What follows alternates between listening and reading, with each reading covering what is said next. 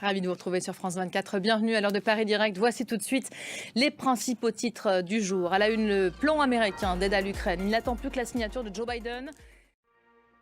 De nouvelles armes devraient donc être livrées à l'Ukraine dès cette semaine, le temps que Joe Biden promulgue le texte adopté définitivement hier soir par le Sénat américain.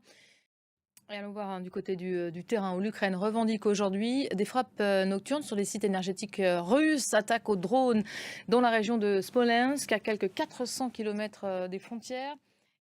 Sur le sol russe précisément. Les Américains, justement, à l'œuvre aujourd'hui pour encourager Pékin à réduire son soutien à la Russie. Anthony Blinken a atterri ce matin, vous le voyez, à Shanghai.